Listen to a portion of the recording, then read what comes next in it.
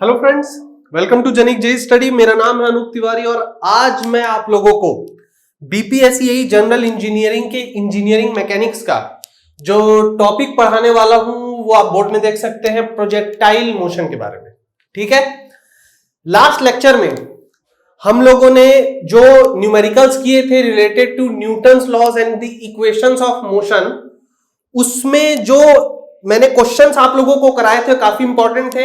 हर different type के question जो कि पूछे जा सकते हैं अलग अलग लेवल के, 1 लाइनर, 2 लाइनर और कुछ कॉन्सेप्चुअल न्यूमेरिकल्स, वो सब मैंने आप लोगों को सॉल्व करवाए थे। लास्ट में मैंने आप लोगों को एक क्वेश्चन दिया था, ठीक है। क्वेश्चन रिलेटेड टू एक टावर था जहां से एक स्टोन को टावर के टॉप से ड्रॉप किया जाता है और साइमल्टेनियसली एक स्टोन को उसके फुट ऑफ द टावर से क्या किया जाता है फ्रेंड्स, थ्रो किया जाता है। कुछ इस टाइप का क्वेश्चन था आप लोगों का फ्रेंड्स। कुछ ऐसे एक टावर था आप लोग का 60 मीटर हाइट का, ठीक है। एक स्टोन को ड्रॉप किया जा रहा था और उसी टाइम एक स्टोन को इसके फुट से 30 मीटर पर सेकंड की स्पीड से ऊपर फेंका जा रहा था, ठीक है। मैंने यहां पे एक बेंचमार्क लिया था, मतलब एक ऐसा पॉइंट जहां पे दोनों हमारे क्या हो रहे थे, हमारे स्टोन मीट हो रहे थे। उस डिस्टेंस को मैंने यहां से x और यहां से 60 माइनस x लिख के क्या किया था, सॉल्व किया था। और मैंने आप लोगों से यह पूछा था कि आप लोग क्या करेंगे, जस्ट इसकी वैल्यू को रेसिप्रोकेट कर देंगे, यानी कि इसको 60 माइनस x ले लेंगे, इसको x लेके सॉल्व करेंगे और चेक करेंगे कि आप लोगों का आंसर सही आ रहा है या नहीं। मैं इस क्वेश्चन को इसमें सॉल्व नहीं करूंगा, मैं ये बिल्कुल आपकी तरफ इसको छोड़ दिया हूं, क्योंकि आप लोगों की प्रैक्टिस मेरे यहां पे न्यूमेरिकल सॉल्व करने से ज्यादा इंपॉर्टेंट है। तो इस क्वेश्चन को आप लोग सॉल्व करेंगे और कमेंट सेक्शन में मुझे ये लिख के बताएंगे कि आपका आंसर सेम आ रहा है या नहीं। अगर आपका आंसर सेम आ रहा है तो आप कमेंट सेक्शन में लिखेंगे yes the answer is same, और अगर आप लोगों का आंसर इस केस में सेम नहीं आ रहा है तो आप लिखेंगे know the answer is not same. Okay, आप लोग क्या करेंगे, कमेंट सेक्शन में लिखेंगे। न्यूमेरिकल का ये क्वेश्चन नंबर 5 था फ्रेंड्स, क्वेश्चन नंबर 5 सॉल्व किए थे। इसको 2 तरीकों से सॉल्व किया जा सकता था, ठीक है, लेकिन जिसमें मैंने पहला तरीका आप लोगों को बता दिया था, दूसरा तरीका क्या किया था, मैंने आपको एज्यूम करके सॉल्व करने के लिए बोला था, ठीक है। तो आप लोग इसको ऐसे सॉल्व करेंगे और जिन लोगों का जो भी आंसर आएगा आप क्या करेंगे, उसको कमेंट सेक्शन में लिखेंगे। ओके फ्रेंड्स, नाउ आज का जो टॉपिक है वो काफी इंपॉर्टेंट है। बीपीएससी एई में इससे रिलेटेड क्वेश्चन पूछे जा सकते हैं, आए नहीं है लेकिन मैं इसको पढ़ाऊंगा जरूर, ठीक है, क्योंकि प्रोजेक्टाइल मोशन भी इक्वेशन ऑफ मोशन का ही क्या है, एक तरह का पार्ट कह सकते हैं। अगर आप इक्वेशन ऑफ मोशन को सॉल्व करना जानते हैं, अगर आप उसके न्यूमेरिकल सॉल्व कर लेते हैं, अगर आपने मेरे प्रीवियस लेक्चर्स को देखा है, तो इस टॉपिक को समझने में भी आपको ज्यादा तकलीफ नहीं होगा। ओके, मेरे जो मैकेनिकल के एंड सिविल के स्टूडेंट्स हैं उन लोग को बहुत सारी चीजें पता होंगी प्रोजेक्टाइल मोशन के बारे में, उन्होंने सुना भी होगा और उससे रिलेटेड मैकेनिक्स में क्वेश्चन सॉल्व भी किए होंगे। जो इलेक्ट्रिकल के स्टूडेंट्स हैं वो भी आपने क्लास 11th में इस प्रोजेक्टाइल मोशन के बारे में थोड़ा बहुत सुना होगा, कुछ कुछ याद भी होगा। आज मैं वो सब चीजें यहां पे बताने वाला हूं, क्या क्या फॉर्मूलाज इसके लिए इंपॉर्टेंट है, किस टाइप से उसको हम डिराइव करेंगे ताकि आपको रटने की जरूरत ना पड़े, और इससे रिलेटेड जो न्यूमेरिकल पूछे जाएंगे वो किस टाइप के पूछे जा सकते हैं, वो सारी चीजें हम यहां पे क्या करेंगे फ्रेंड्स, डिस्कस करेंगे। तो चलिए प्रोजेक्टाइल मोशन के बारे में पढ़ते हैं फ्रेंड्स। प्रोजेक्टाइल मोशन क्या होता है फ्रेंड्स, प्रोजेक्टाइल मोशन, ठीक है। आप लोग क्रिकेट खेलते हैं, ओके, चलिए उससे भी इजी ले लेते हैं। आप लोग कोई पत्थर, आप लोग पत्थर रहता है, स्टोन रहता है, आप लोग उसको थ्रो करते हैं, ठीक है। आप लोग ने जब आप पत्थर या बॉल या किसी भी चीज को जब आप थ्रो करते हैं हॉरिजॉन्टल से कुछ एंगल बना के, तो जो पाथ और जो ट्रेजेक्ट्री वो ऑब्जेक्ट फॉलो करता है ड्यूरिंग इट्स फ्लाइट, उसी को हम कहते हैं प्रोजेक्टाइल मोशन। जैसा कि मैंने कहा आप लोग क्रिकेट खेलते होंगे, क्रिकेट में बॉलर जब बॉलिंग करता है तो बैट्समैन क्या करता है फ्रेंड्स, शॉट मारता है, हवा में शॉट मारता है।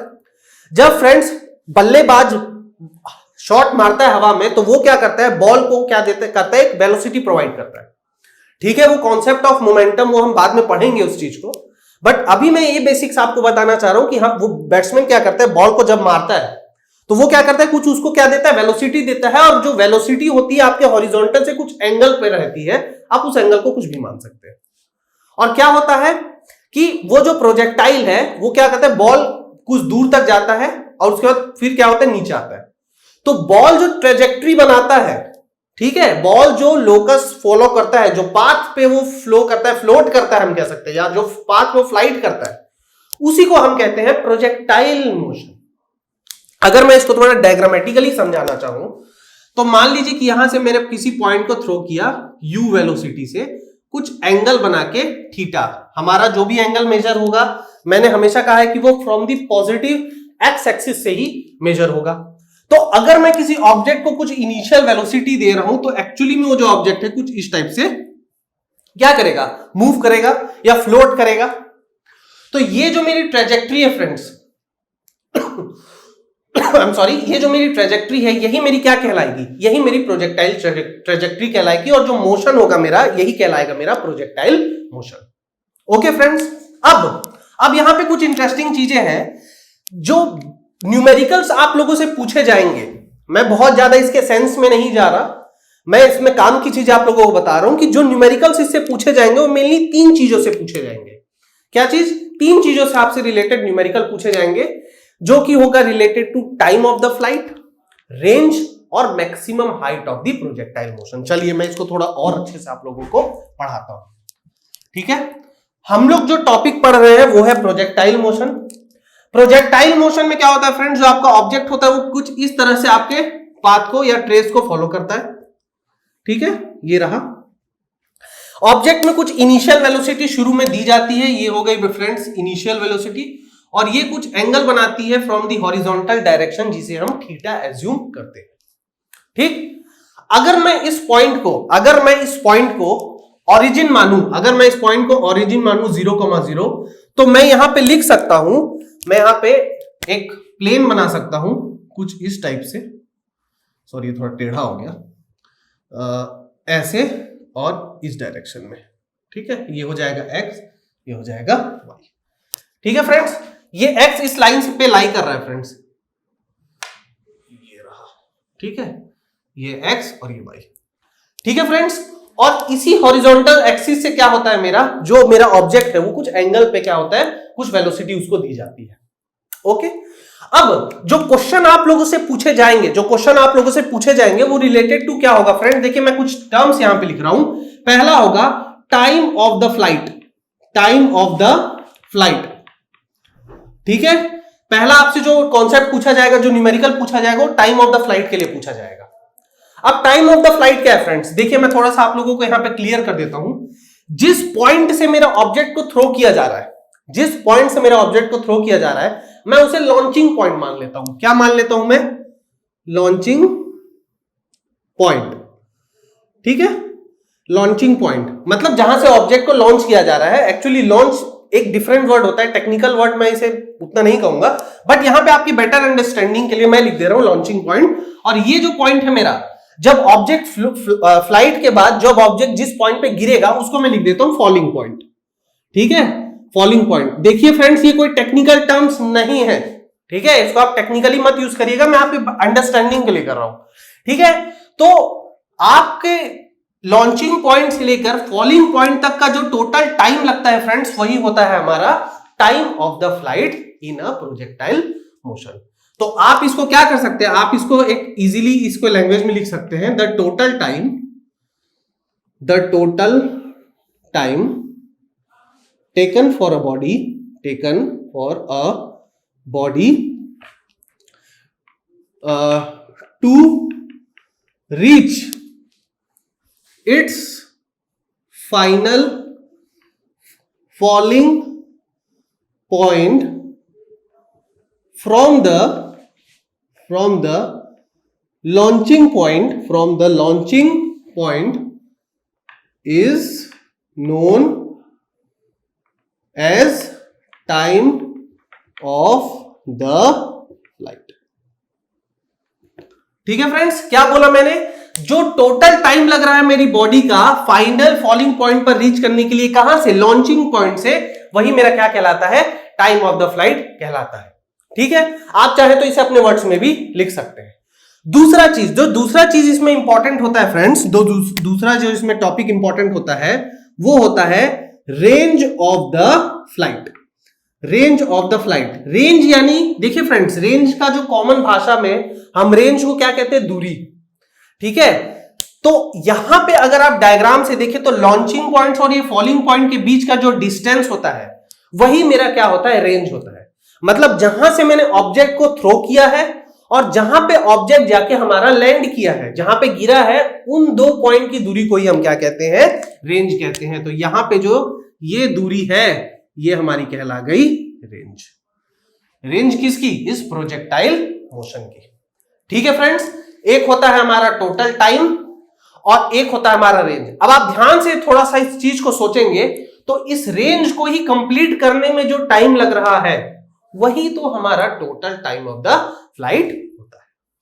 ठीक है, सोचने वाली बात बस ये है कि रेंज में, इस रेंज में हमारा ऑब्जेक्ट हॉरिजॉन्टली ना मूव करके कुछ एंगल से मूव कर रहा है और कुछ एक प्रोजेक्टाइल मोशन को बना रहा है। लेकिन एक्चुअली में जो टाइम लग रहा है वो यहां से लेकर यहां तक जो गिरने की जो टोटल टाइम लग रहा है उसी को हम लोग क्या कहते हैं, टाइम ऑफ द फ्लाइट। ठीक, तीसरा जो इंपॉर्टेंट है वो है, तीसरा जो टॉपिक है वो है maximum height of the flight. Maximum height of the flight. ठीक है, maximum height of the flight का क्या मतलब है फ्रेंड्स, देखिए जब भी मैं किसी ऑब्जेक्ट को थ्रो करता हूं हवा में, चाहे मैं वर्टिकली करूं चाहे मैं क्या करूं फ्रेंड्स, उसको किसी एंगल पे थ्रो करूं, हर ऑब्जेक्ट एक मैक्सिमम हाइट तक रीच करता है और उसके बाद वो नीचे आने लग जाता है।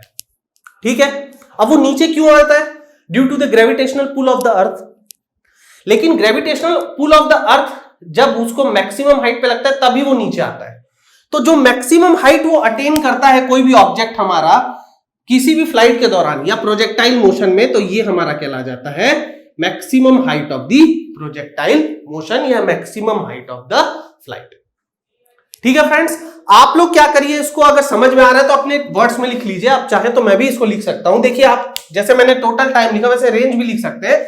द डिस्टेंस, ठीक है, the horizontal distance between the launching point and the falling point is called as the range of the projectile motion.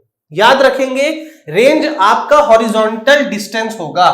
ठीक है, आपका रेंज हॉरिजॉन्टल डिस्टेंस होगा और जो मैक्सिमम हाइट होगी वो क्या होगी, द एच मैक्सिमम जो प्रोजेक्टाइल मोशन की होगी वो होगी the maximum height attend by the object during the projectile motion is called the height of the maximum height of the flight. ठीक है, चलिए, तो अब मेरा क्या यहां पे मेरा मकसद है, मेरा मकसद यह है कि ये जो मेरा टाइम ऑफ द फ्लाइट है, जो रेंज है और जो मैक्सिमम हाइट है, इसकी वैल्यूज को पता करना है कि हम इसकी वैल्यूज कैसे पता कर सकते हैं। चलिए, ओके, तो चलिए इसको मैं क्या कर रहा हूं, इसको मैं निकालूंगा। ओके फ्रेंड्स, चलिए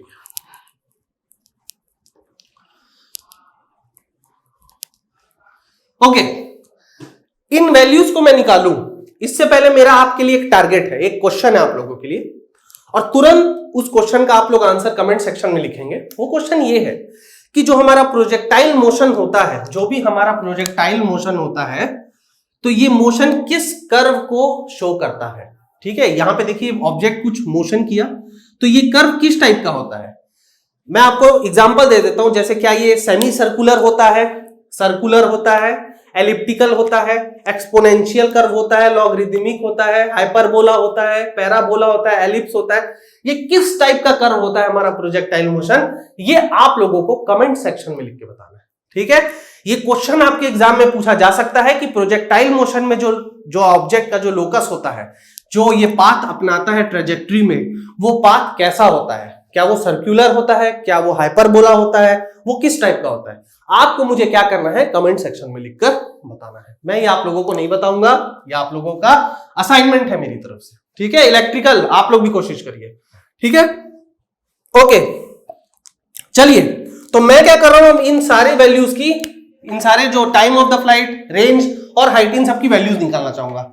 मैं क्या कर रहा हूं फ्रेंड्स, मैं एक प्रोजेक्टाइल मोशन आपको शो कर रहा हूं। ठीक है, ये आपका प्रोजेक्टाइल मोशन है, ये ऑब्जेक्ट है फ्रेंड्स, इसको इनिशियल वेलोसिटी दी गई है u0। ठीक है, इनिशियल वेलोसिटी जो इसको दी गई है u नॉट दी गई है। ठीक, ये आपका हॉरिजॉन्टल कंपोनेंट है, ये आपका हॉरिजॉन्टल कंपोनेंट है। बहुत अच्छे से समझिएगा फ्रेंड्स, डायग्राम बनाइएगा, diagram are very important, diagram से ही आपको कॉन्सेप्ट समझ में आएंगे। ये आपका हॉरिजॉन्टल कंपोनेंट है और ये आपका वर्टिकल कंपोनेंट है फ्रेंड्स। पूरी एकदम अच्छी स्ट्रेट लाइन नहीं बन रही होगी, बट अभी आप इसी से काम चला लीजिए। ठीक है, अब यहां पे मैंने आप लोगों को बताया कि जो भी इसमें जो एंगल देते हैं हॉरिजॉन्टल से, उसको थीटा लेके चलते हैं। ठीक, ये जो मेरी हाइट है, ये जो मेरा दूरी है, ये होगा रेंज। ठीक है, यहां से लेकर ये पॉइंट तक ये मेरा रेंज है। ये जो मेरा पॉइंट है, ठीक है, ये h मैक्स है। ठीक, ये मेरा हाइट मैक्सिमम है। और जो ये पूरा प्रोजेक्टाइल में जो टाइम लग रहा है, ठीक है, वो होगा टोटल टाइम। टोटल टाइम इसको मैं लिखता हूं t। ठीक है फ्रेंड्स, मुझे इन तीन चीजों की वैल्यूज निकालनी है। हम स्टार्ट कहां से करें? तो सबसे पहले जो मैं निकालना चाहूंगा, सबसे पहले वो मैं निकाल रहा हूं फ्रेंड्स, सबसे पहली चीज निकाल रहा हूं टाइम ऑफ द फ्लाइट। सबसे पहली जो मैं वैल्यू निकाल रहा हूं FLIGHT, time of the flight की वैल्यू निकाल रहा हूं, टाइम ऑफ द फ्लाइट। ठीक है, चलिए यहां पे मैं क्या कर रहा हूं फ्रेंड्स, थोड़ा ध्यान से देखिएगा। मैं ये कह रहा हूं कि जब हमारा ऑब्जेक्ट फ्लाइट के मोड में था, यानी जब वो हवा में था, तो देखिए फ्रेंड्स फ्रिक्शन का कॉन्सेप्ट होगा, मतलब फ्रिक्शन लग रहा होगा हवा में, हवा की वजह से हमारे ऑब्जेक्ट पर।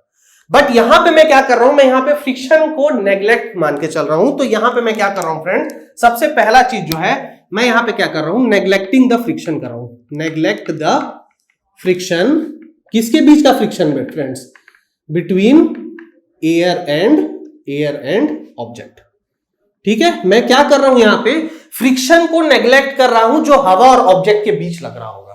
ठीक है फ्रेंड्स, हम जब भी मूव करते हैं, किसी भी चीज को फेंकते हैं, तो उसमें फ्रिक्शन लगता है फ्रेंड्स, ड्यू टू एयर, जिसे हम ड्रैग कहते हैं, DRAG। लेकिन यहां पे हम ड्रैग को नेग्लेक्ट करके चल रहे हैं। ठीक, तो अब यहां पे मैं आप लोगों से एक बात कह रहा हूं फ्रेंड्स, मैं इस पॉइंट को मान लेता हूं O, इस पॉइंट को मैं मान लेता हूं O, इस पॉइंट को मैं मान लेता हूं A, इस पॉइंट को मैं मान लेता हूं B। ठीक है, अगर आप लोग थोड़ा ध्यान से देखें, तो अगर मैं O से लेकर A तक का टाइम निकाल लूं, अगर मैं O से लेकर A तक का टाइम निकाल लूं, तो मैं total time of the flight निकाल सकता हूं, क्योंकि मैं ये मान के चल रहा हूं कि क्योंकि यहां पे कोई फ्रिक्शन नहीं लग रहा है, इसलिए O से लेकर A तक का जो टाइम है फ्लाइट में, वही टाइम क्या होगा, A से लेकर B तक होगा। ठीक है, मतलब देखिए मैं यहां पे क्या लिखना चाह रहा हूं, मैं लिखना चाह रहा हूं टाइम, ठीक है, time from O to A is equal to time from A to B। ठीक, तो अगर ये है तो total time of the flight क्या होगा, ये मेरा हो जाएगा TOA प्लस TOB। मैं इसको लिख सकता हूं, तो टोटल टाइम क्या हो जाएगा, 2 इंटू TOA। ठीक है, ये मेरा क्या हो जाएगा, टोटल टाइम। अभी मेरा आंसर नहीं आया फ्रेंड्स, ये कॉन्सेप्ट है। क्यों मैं मान के चल रहा हूं, क्योंकि यहां पे मैं फ्रिक्शन के कॉन्सेप्ट को या ड्रैग के कॉन्सेप्ट को नेग्लेक्ट कर रहा हूं। अब मुझे इसी चीज की वैल्यू निकालनी है।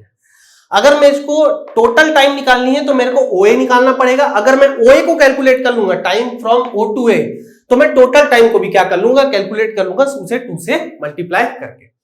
तो देखिए फ्रेंड्स, मैं यहां पे क्या कर रहा हूं, यहां पे ध्यान से देखिए, यहां पे जो वेक्टर है इनिशियल वेलोसिटी u नॉट है। अगर मैं इसको हॉरिजॉन्टल कंपोनेंट, इसको मैं क्या करूंगा, हॉरिजॉन्टल एंड वर्टिकल जो एक्सिस है उसमें रिजॉल्व करूंगा। तो देखिए मैं इसको रिजॉल्व कर रहा हूं, तो देखिए यहां पे क्या आएगा, यहां पे होगा u cos theta, u not cos theta, और यहां पे क्या आ जाएगा friends, u not sin theta. देखिए फ्रेंड्स, ये इस एक्सिस पे लाई करेगा, लेकिन इसमें के ऊपर मैं मार्कर नहीं चला रहा। ठीक है, Genic Prime is the new features by Genic Education, where you will get 450 plus video series questions explanation, Prime Facebook group for doubt solving, assignments, live sessions and many more. If you are interested, then visit website and join quickly. For any query, call on 9837933283. अब यहां पे देखिए मैं क्या कर रहा हूं friends, मैं ले रहा हूं इनिशियल वेलोसिटी मैं इक्वेशन ऑफ मोशन का यूज कर रहा हूं फ्रेंड्स। तो इनिशियल वेलोसिटी अगर मैं u की बात करूं तो वो यहां पे कितना है फ्रेंड्स, देखिए मैं कहां तक का फ्लाइट निकालना चाहता हूं, o से लेकर a तक। तो जो वर्टिकल कंपोनेंट में जो वेलोसिटी है, वर्टिकल कंपोनेंट, इसको मैं क्या लिख सकता हूं फ्रेंड्स, uy, और इसको मैं क्या लिख सकता हूं, ux। तो इसको मैं लिख देता हूं uy, ठीक है, ओके। uy की क्या वैल्यू है, ये है u0 sin थीटा, ठीक। जो वर्टिकल कंपोनेंट में मेरी हाइट है, जो वर्टिकल कंपोनेंट में जो मेरी वो है फ्रेंड्स वेलोसिटी है, वो है u0 sin थीटा, यही मेरी इनिशियल वेलोसिटी है। अब ध्यान से देखिए फाइनल वेलोसिटी, फाइनल वेलोसिटी की मैं बात करूंगा, फाइनल वेलोसिटी, फाइनल वेलोसिटी जिसको हम v से डिनोट करते हैं इक्वेशंस ऑफ मोशन में। फाइनल वेलोसिटी में कहां के लिए बात करूंगा, पॉइंट ए के लिए बात करूंगा, क्योंकि हम यहीं तक का निकाल रहे हैं। तो मुझे एक बात बताइए फ्रेंड्स, फाइनल वेलोसिटी जहां पे यहां पे होगी इस पॉइंट पे ए पर, यहां पे जो uy मतलब कि जो वर्टिकल डायरेक्शन में जो इसका वेलोसिटी होगा वो 0 होगा। क्यों होगा फ्रेंड्स, क्योंकि इस पॉइंट के बाद बॉडी और ऊपर नहीं जाएगी, नीचे आएगी। तो जो वर्टिकल डायरेक्शन पे जो वेलोसिटी था, क्योंकि यहां पे वर्टिकल डायरेक्शन पे कुछ वेलोसिटी था, वो यहां से बढ़ता जा रहा था, ऊपर जाते जा रहा था। लेकिन इस पॉइंट पे क्या हुआ, वर्टिकल डायरेक्शन पर जो वेलोसिटी है वो 0 हो गई। बहुत ध्यान दीजिए फ्रेंड्स, मैं यहां पे वर्टिकल डायरेक्शन की बात कर रहा हूं, ठीक है, हॉरिजॉन्टल नहीं। तो यहां पे जो ये है uy, इसकी वेलोसिटी ये हो गया 0, बहुत इंपॉर्टेंट, ठीक है। अब यहां पे जो एक्सलरेशन है फ्रेंड्स, एक्सलरेशन, एक्सलरेशन कितना होगा यहां पे, एक्सलरेशन ड्यू टू ग्रेविटी, ठीक है, एक्सलरेशन ड्यू टू ग्रेविटी होगा, क्योंकि हमारा जो ग्रेविटी है, एक्सलरेशन ड्यू टू ग्रेविटी, वो हमेशा कहां पे एक्ट करता है, डाउनवर्ड डायरेक्शन में एक्ट करता है, ठीक। हमेशा अर्थ क्या करता है, ऑब्जेक्ट को अपनी तरफ खींचने की कोशिश करता है। तो मैं यहां से कह सकता हूं कि acceleration due to gravity g होगा। लेकिन फ्रेंड्स डायरेक्शन देखिए, डायरेक्शन तो ऊपर की तरफ है, तो एक्सलरेशन नीचे लग रहा है, वेलोसिटी ऊपर है, तो यहां पे हम g ना लेके यहां इसको क्या लेंगे, -g मीटर पर सेकेंड स्क्वायर। आप इसको ले सकते हैं मीटर पर सेकेंड, और यहां पे भी इसको क्या लेंगे, मीटर पर सेकेंड, ठीक है। ये वेलोसिटी है और ये एक्सलरेशन है। अब मुझे क्या निकालना है, मुझे निकालना है टाइम। मुझे क्या निकालना है, time from O to A। तो time from O to A के लिए मैं क्या कर रहा हूं, फर्स्ट इक्वेशन ऑफ मोशन का यूज कर रहा हूं, फर्स्ट इक्वेशन ऑफ मोशन। तो फर्स्ट इक्वेशन ऑफ मोशन क्या कहता है मेरा, v = u + at, ठीक है। v की वैल्यू क्या है यहां पे friends, 0, = u0 sin theta, u0 sin theta. a की वैल्यू क्या है, -g, तो ये हो गया -g × t, ठीक है फ्रेंड्स। तो देखिए यहां पे क्या हो गया, u0 sin theta = g × t, तो t यहां पे क्या आ गया, u0 sin थीटा /g, ठीक है। ये मेरा क्या आ गया, टाइम। लेकिन ये जो मेरा टाइम आया है फ्रेंड्स, ये कहां से कहां तक आया है, O से A तक, O to A। तो अगर मैं total time of the flight निकालना चाहता हूं, total time of the flight, तो देखिए ये क्या लिखा है मैंने, 2 × TOA। तो यहां पे total time of the flight क्या आ गया फ्रेंड्स, टोटल टाइम आ गया आपका 2 × TOA, ये हो गया 2u u0 sin theta /g, ये आ गया आपका टाइम ऑफ द फ्लाइट की value. This is the formula, this is the formula. इस फॉर्मूला को भी ध्यान रखेंगे, इस फॉर्मूला को भी ध्यान रखेंगे, और इस फॉर्मूला का भी ध्यान रखेंगे, नोट कर लीजिए, ओके। चलिए अब इसको नोट कर लीजिए, 2 मिनट के लिए वीडियो पॉज करिए, नोट करिए। अगर हमको ये पता चल गया, तो अब मैं जो दूसरी चीज यहां पे निकालने वाला हूं, मैं इसको मिटा रहा हूं फ्रेंड्स, देखिएगा। अब मैं जो दूसरी चीज यहां पे निकालने वाला हूं वो है रेंज ऑफ द फ्लाइट, ठीक है, total range of the flight, या फिर मैं कह सकता हूं प्रोजेक्टाइल मोशन। चलिए मैं क्या निकालना चाहता हूं, रेंज निकालना चाहता हूं। तो सेकंड चीज जो मैं निकाल रहा हूं वो मैं निकाल रहा हूं रेंज, ठीक है, रेंज निकालूंगा मैं। चलिए देखते हैं इसको कैसे निकालेंगे। मैंने आप लोगों को एक कॉन्सेप्ट बताया था, कॉन्सेप्ट क्या था, ये मैंने कॉन्सेप्ट आप लोगों को बताया था। एक कॉन्सेप्ट को थोड़ा ध्यान रखेंगे। मैंने आपसे कहा था जो टोटल डिस्टेंस होता है वो होता है स्पीड इनटू टाइम। जो टोटल डिस्टेंस होता है वो क्या होता है फ्रेंड्स, स्पीड इनटू टाइम। ये कब वैलिड था? ये वैलिड था हॉरिजॉन्टल डायरेक्शन के लिए, जब मैं हॉरिजॉन्टल डायरेक्शन की बात करूं। और रेंज जो है मेरा, रेंज भी मेरा कैसा है? हॉरिजॉन्टल डायरेक्शन पे ही तो डिस्टेंस है friends, from initial point two final point. अगर रेंज मेरा इनिशियल पॉइंट से फाइनल पॉइंट के बीच का हॉरिजॉन्टल डिस्टेंस है, तो हॉरिजॉन्टल डिस्टेंस के मेरे पास फॉर्मूला क्या है? Speed into time. मेरे पास जो डिस्टेंस का फॉर्मूला है वो क्या है फ्रेंड्स? Speed into time. यहां पे अगर मुझे ये जो डी एक्चुअली में जो डिस्टेंस है यही तो है मेरा रेंज, और यहां पे जो स्पीड है, यहां पे इस डायरेक्शन में स्पीड क्या है friends? UX into time of the flight, time of flight. और मैंने आपसे ये भी कहा था कि जो रेंज को पूरा पार करने में जो टोटल टाइम लगा है वही तो मेरा टाइम ऑफ द फ्लाइट था। तो यहां पे क्या होगा? ये जो मेरा रेंज होगा वो होगा velocity in the x direction into time of the flight. तो वेलोसिटी एक्स डायरेक्शन में कितना है friends? U nought cos theta into वहां पे क्या है friends? 2 u0 sine theta by g. यही था मेरा वैल्यू। तो यहां से जो मेरा रेंज का वैल्यू आ रहा है फ्रेंड्स, वो देखिए कितना आ रहा है? 2 u0 square sine theta cos theta by g. ये मेरे रेंज का वैल्यू आ रहा है, ठीक है। अब यहां से देखिए मैं एक चीज लिख सकता हूं friends, 2 sine theta cos theta, एक ज्योमेट्रिकल फॉर्मूला होता है, वो होता है साइन 2 थीटा। ये मेरा एक ज्योमेट्रिकल फॉर्मूला है फ्रॉम ज्योमेट्री। आप इसको इस तरह से लिखिए और यहां लिख दीजिए फ्रॉम ज्योमेट्री, फ्रॉम ज्योमेट्री, ठीक है। तो इसकी वैल्यू मैं क्या कर रहा हूं फ्रेंड्स? यहां पे पुट करूंगा। देखिए मैं इसको कैसे कर रहा हूं। रेंज की वैल्यू आई है आपकी 2 u0 square sine theta cos theta by g. इसको मैं लिख सकता हूं u0 square 2 sine theta cos theta by g. तो देखिए जो रेंज की वैल्यू आ गई वो क्या आ गई friends? u0 square sine 2 theta by g. ये फॉर्मूला भी आप लोग क्या करेंगे? नोट डाउन कर लेंगे। 1 2 3 टोटल आपके पास अभी 3 फॉर्मूले हो गए हैं। एक कौन सा फॉर्मूला है? Time of the flight from O to A।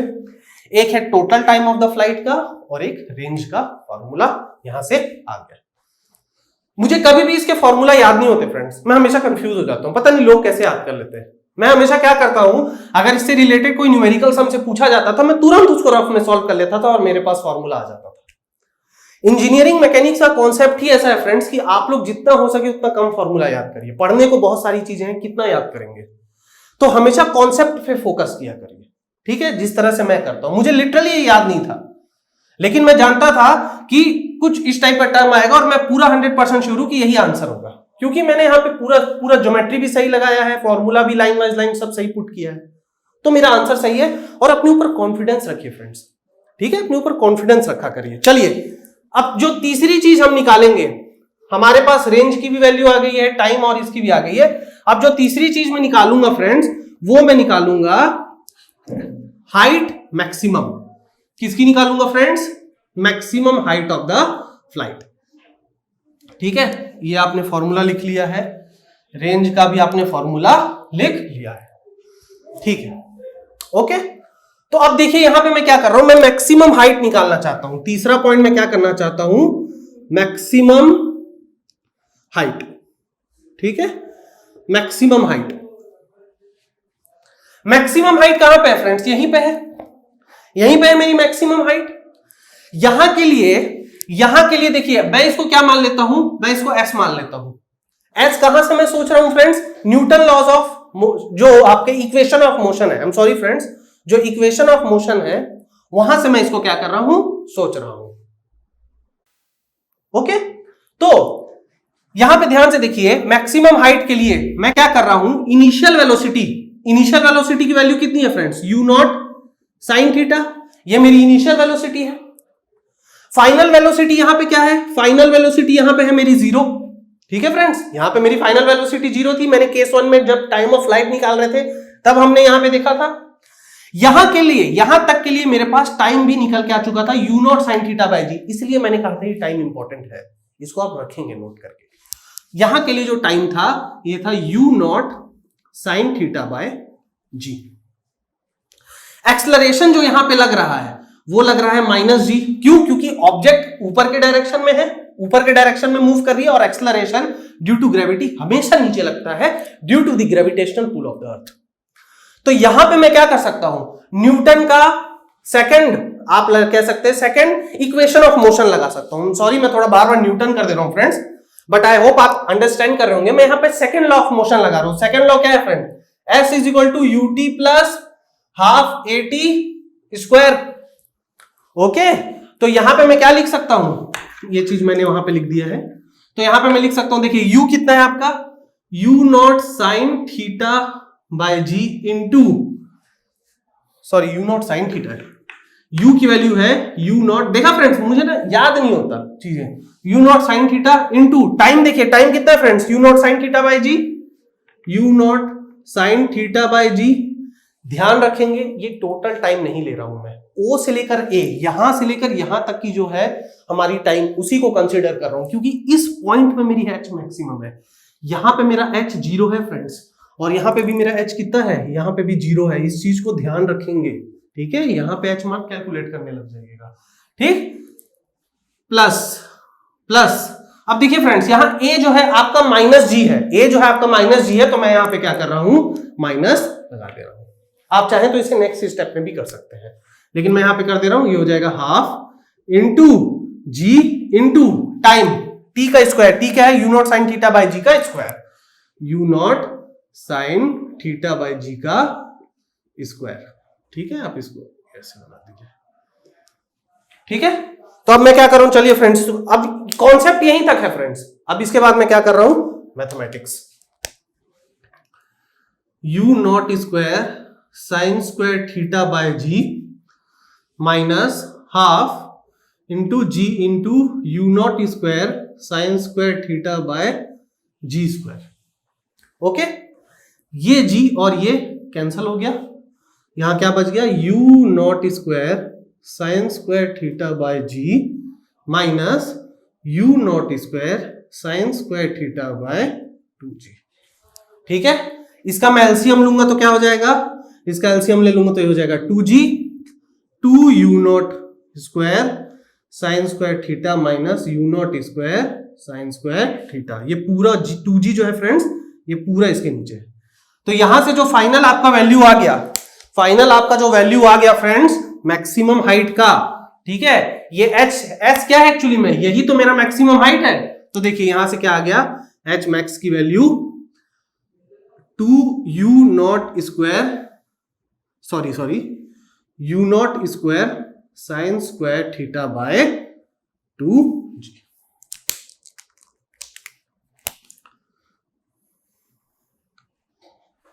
ये आपका आ गया मैक्सिमम हाइट।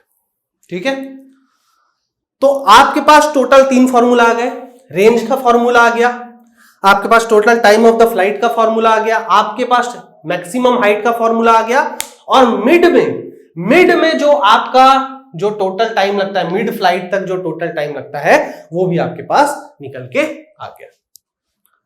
ठीक है फ्रेंड्स, तो आप क्या करेंगे, इन फॉर्मूलाज को बहुत अच्छे से लिखेंगे, समझेंगे और प्रैक्टिस करेंगे। इसी से रिलेटेड न्यूमेरिकल्स आपके पूछे जाते हैं। ठीक, बट यहां पे मेरा कॉन्सेप्ट खत्म नहीं हुआ है। अगर आप लोग ऐसा सोच रहे हैं कि आज का क्लास खत्म हो गया फ्रेंड्स, आई एम सॉरी, क्योंकि यहां पे कुछ और कॉन्सेप्ट है जो समझने वाले हैं। ठीक है, ओके, चलिए थोड़ा सा समझते हैं। यहां पे आपके पास टाइम ऑफ द फ्लाइट का फॉर्मूला आ गया, आपके पास एच मैक्स का फॉर्मूला आ गया, आपके पास रेंज का फॉर्मूला आ गया। बट यहां पे प्रोजेक्टाइल मोशन का आपका कॉन्सेप्ट खत्म नहीं होता है फ्रेंड्स। कुछ इंपॉर्टेंट पॉइंट्स है जो आप लोगों को समझ के चलना पड़ेगा। वो क्या है, सबसे पहला पॉइंट, चलिए मैं लिख रहा हूं, एट मैक्सिमम हाइट, ठीक है फ्रेंड्स, आप लोग भी मेरे साथ लिखते जाइए, at maximum height the vertical component of velocity is 0, the vertical component of velocity is 0, but the horizontal component of velocity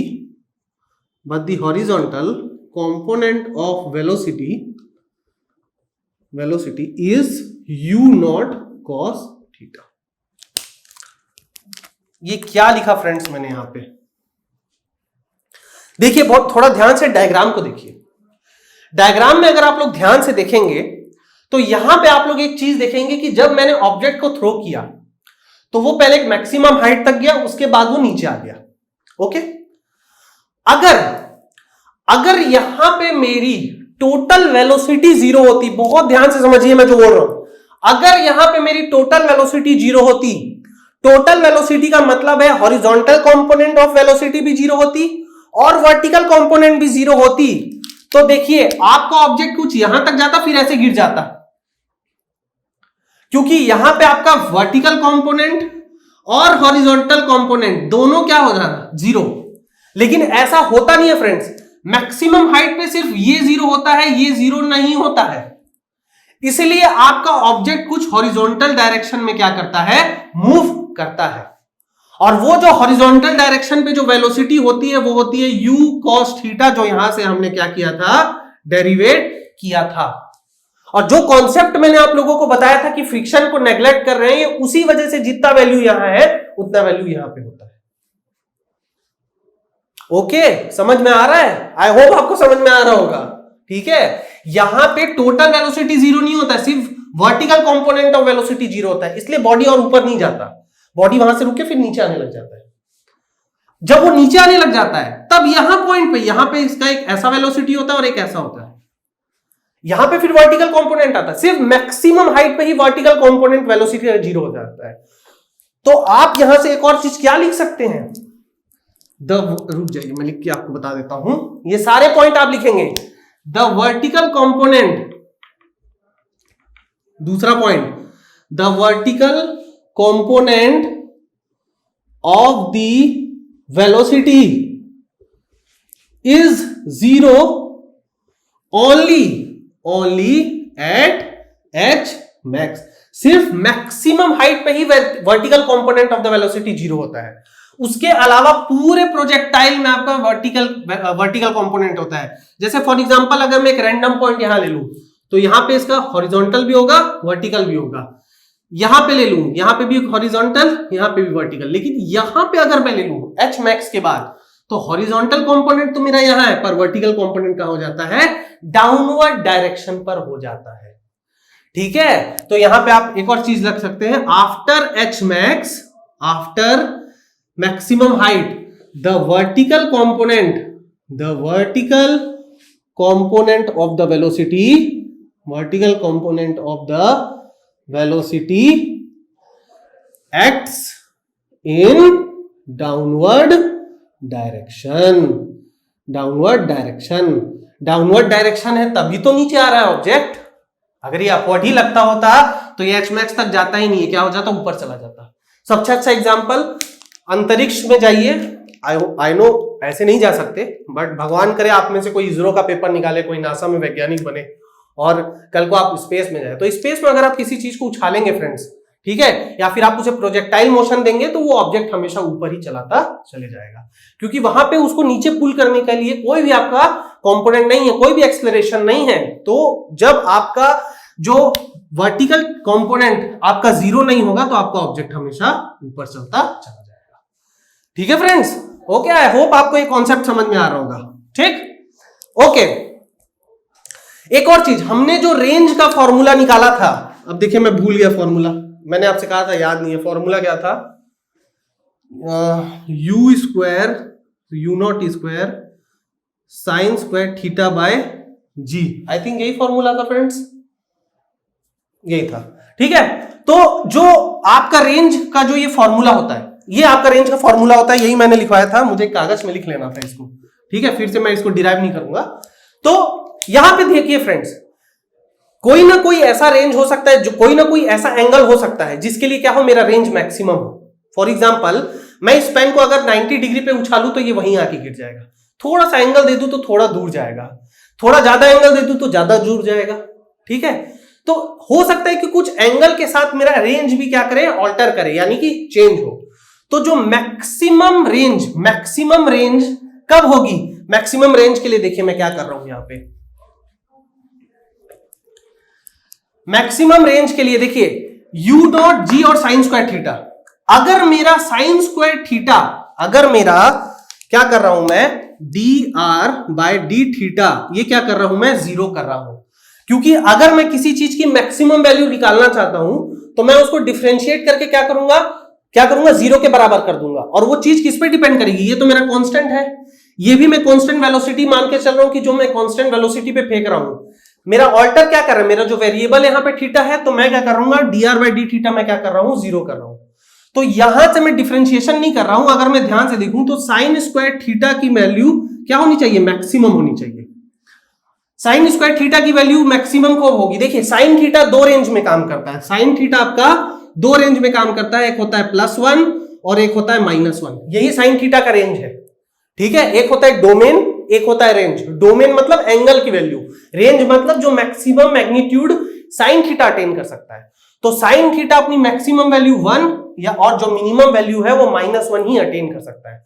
तो साइन स्क्वायर थीटा की मैक्सिमम वैल्यू क्या होनी चाहिए, अगर साइन थीटा 1 होगा, मैक्सिमम वैल्यू 1 होगा, तो साइन स्क्वायर थीटा का जो मैक्सिमम वैल्यू क्या हो जाएगा, ये भी 1 हो जाएगा, ठीक है। तो अगर साइन स्क्वायर थीटा 1 है तो साइन थीटा भी 1, और साइन थीटा 1 कब होता है, ठीक है, थोड़ा सा सोचिए फ्रेंड्स, साइन थीटा कब 1 होगा, ये आपका होगा theta is equal to 45 degree, ठीक है। तो आपका जो ये होता है, ये आपका जो फॉर्मूला होता है रेंज, नहीं फ्रेंड्स देखिए मैंने यहां पे गलत लिख दिया, मेरे को फॉर्मूला याद नहीं होते ना, वही मैं सोचूं कि मैं गलत कहां पे हो रहा हूं। देखिए फ्रेंड्स ध्यान से, जो रेंज की वैल्यू है वो है u0 square sine 2 theta by g. अब मुझे याद आ गया, देखिए यहां पे साइन 2 थीटा मैक्स होना चाहिए, सब कुछ कॉन्सेप्ट वही है, आई एम सो सॉरी, मुझसे गलती हो गई, मैंने कहा था मैं उसको याद नहीं रख पाता। तो रेंज जो है, रेंज मैक्सिमम कब होगा, जब साइन 2 थीटा मैक्सिमम होगा, साइन 2 थीटा मैक्सिमम होगा। तो साइन 2 थीटा मैक्सिमम कब होगा, जब 2 थीटा वैल्यू क्या हो जाएगा, जब 2 थीटा वैल्यू हो जाएगा 90 डिग्री, क्योंकि साइन 90 क्या होता है 1, तो थीटा कितना हो जाएगा 45 डिग्री। इसका मतलब क्या है, इसका मतलब ये कर सकते हैं the maximum range, the maximum range occurs when theta is equal to 45 degree, ठीक है। मैं यहां पे थोड़ा फॉर्मूला गलत लिख दिया था, फॉर्मूला आप देखिए, formula u square sine 2 theta by g था, तो यहां पे क्या होता है थीटा 45 डिग्री, तो थीटा 45 डिग्री होता है तब आपका रेंज मैक्सिमम हो जाता है। तो मैक्सिमम रेंज कितना होगा आप लोगों का, मैक्सिमम रेंज ये होगा साइन 90 डिग्री 1, तो ये आपका वैल्यू आ जाएगा u स्क्वायर बाय 2g, ये आपका क्या हो जाता है मैक्सिमम रेंज हो जाता है, ठीक है। आई एम सो सॉरी, मैंने यहाँ पे थोड़ा आपको लोग को गलत बता दिया, होता है फ्रेंड्स पढ़ते पढ़ते, क्या है मेरे को इनके फॉर्मूलाज कभी याद ही नहीं होते, लेकिन जब मैं डिराइव करता हूं तो विद इन 1 मिनट में उसको डिराइव कर देता हूं, ठीक है, थोड़ा सा कंफ्यूजन होता है। ओके, तो जो मैक्सिमम रेंज होगा वो आपका क्या होगा u स्क्वायर बाय 2g, क्योंकि साइन 2 थीटा की मैक्सिमम वैल्यू 1 है, तो मैं यहां पे क्या पुट कर दिया 1, ठीक है। तो जो मैक्सिमम रेंज का जो वैल्यू है वो ये है। तो आपको मैंने आज टोटल 4 से 5 न्यूमेरिकल फॉर्मूलाज लगवाया, कुछ इंपॉर्टेंट कॉन्सेप्ट बताए, तो वो क्या है आपको प्रोजेक्टाइल मोशन में, इससे ज्यादा कॉन्सेप्ट आपसे नहीं पूछेगा। मैंने कभी भी projectile motion on the incline plane को नहीं देखा है क्वेश्चन में पूछे जाते हुए, ठीक है। फिर भी अगर आप लोगों को इंक्लाइन प्लेन से रिलेटेड न्यूमेरिकल्स पढ़ना है तो आप लोग मुझे कमेंट सेक्शन में लिख के बोल सकते हैं, ठीक है। नहीं तो मैं उस चीज को नहीं पढ़ा रहा हूं क्योंकि वो हमारे सिलेबस में भी नहीं है, ठीक है। तो सिलेबस में नहीं है तो मैं उसे नहीं पढ़ा रहा हूं, ठीक है। प्रोजेक्टाइल मोशन ये हॉरिजॉन्टल प्लेन के लिए है, एक इंक्लाइन प्लेन के लिए भी है। मैं ये कर सकता हूं कि आपको मैं फॉर्मूलाज दे दूंगा, ठीक है। ओके, तो ये रहे हमारे कुछ कॉन्सेप्ट, ये रहे हमारे कुछ फॉर्मूलाज। अगर आपको मेरे वीडियो लेक्चर्स अच्छे लग रहे हैं तो प्लीज आप लोग क्या करिए, मेरे लेक्चर को लाइक करें, शेयर करें, सब्सक्राइब करें, ठीक है, ज्यादा से ज्यादा नंबर में जुड़े। और नेक्स्ट लेक्चर में मैं क्या करूंगा, प्रोजेक्टाइल मोशन से रिलेटेड 2-3 न्यूमेरिकल सॉल्व करूंगा, ठीक है। तो तब तक के लिए फ्रेंड्स घर में रहिए, सुरक्षित रहें, अपना ख्याल रखें और नेक्स्ट लेक्चर के लिए रेडी रहें। Thank you.